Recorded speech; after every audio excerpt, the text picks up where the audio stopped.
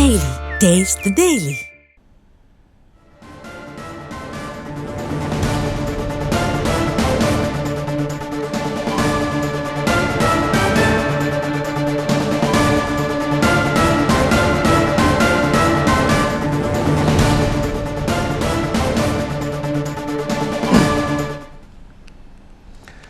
ఇక మరి కాసేపట్లో మీడియా ముందుకు బీఆర్ఎస్ మహిళాంతలు వస్తున్నారు, తెలంగాణ భవన్కి చేరుకుంటున్నారు పార్టీ నేతలు. మరి అప్పుడు ఏం చెప్తారు, ఏం చేస్తారో చూడాలి.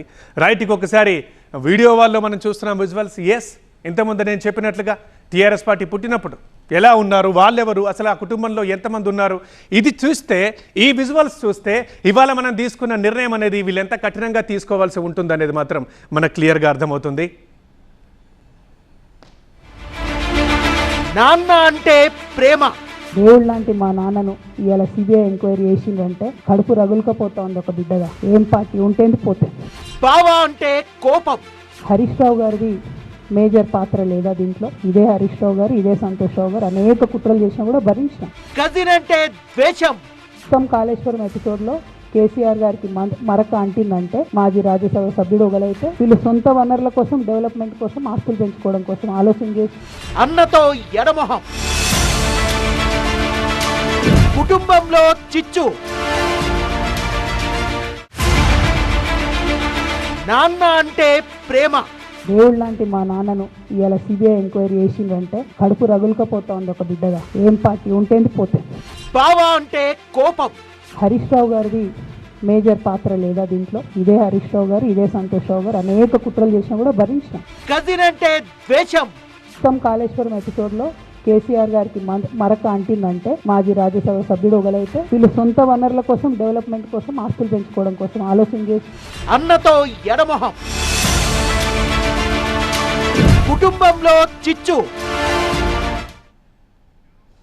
అది ఇప్పటిదాకా మనం చూసాం. ఆ విజువల్స్ ఇవన్నీ ఏంటి, ఇక్కడ దాకా ఎలా తీసుకొచ్చింది, ఎందుకలా? అందరూ కుటుంబ సభ్యులుగా ఉన్నారు. ఉద్యమంలో ఉన్నప్పుడు కానీ, పార్టీ పెట్టినప్పుడు కానీ ఎక్కడా ఎట్లాంటి పొరపచ్చాలు ఏమీ రాలేదే. మరి ఇక్కడ దాకా పరిస్థితి ఎలా వచ్చింది? ఇదే ఇప్పుడు అందరి క్వశ్చన్. దీనికి సంబంధించి అందరూ ఏమంటున్నారు? ఖచ్చితంగా నేను ఇవాళ చెప్తా ఉన్నా, హరీష్ రావు గారు వెనుక, సంతోష్ రావు గారు వెనుక రేవంత్ రెడ్డి గారు ఉన్నారు. వాళ్ళని ఖచ్చితంగా కాపాడతారు అన్ని విషయాలను. వాళ్ళని ఏమనరు, వాళ్ళ గురించి ఏం మాట్లాడరు. బాణం ఎంతసేపు కేసీఆర్ గారి మీద ఉంటుంది. కేసీఆర్ గారిని మాట్లాడాలి, కేసీఆర్ గారిని బదనాం చేయాలి. కానీ దగ్గరుండి ఈ అవినీతి అనకొండలు బీఆర్ఎస్ పార్టీని ఏదైతే డిస్టర్బ్ చేసిందో వాళ్ళని మాత్రం ఏమనరు. ఈ ఇంటర్నల్ అండర్స్టాండింగ్ అనేది ఎక్స్పోజ్ కావాలి.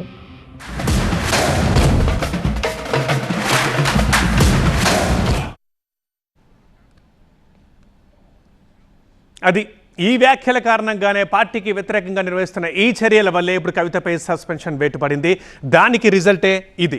నా వీడియో వల్ల చూస్తున్న ఈ లెటర్. ఎస్, పార్టీ ఎమ్మెల్సీ శ్రీమతి కె కవిత ఇటీవలి కాలంలో ప్రవర్తిస్తున్న తీరుతెన్నులు, కొనసాగిస్తున్న పార్టీ వ్యతిరేక కార్యకలాపాలు బీఆర్ఎస్ పార్టీకి నష్టం కలిగించే రీతిలో ఉన్నందున పార్టీ అధిష్టానం ఈ విషయాన్ని తీవ్రంగా పరిగణిస్తున్నది. అందుకోసమే పార్టీ అధ్యక్షులు శ్రీ కె చంద్రశేఖరరావు గారు శ్రీమతి కె కవితని తక్షణమే పార్టీ నుండి సస్పెండ్ చేస్తూ నిర్ణయం తీసుకున్నారంటూ ప్రధాన కార్యదర్శి, పార్టీ క్రమశిక్షణ వ్యవహారాల బాధ్యులు సోమ భరత్ కుమార్ పేరు మీదుగా, అదేవిధంగా మరో ప్రధాన కార్యదర్శి టి రవీందర్రావు పేరు మీదుగా ఈ లేఖ విడుదలైంది.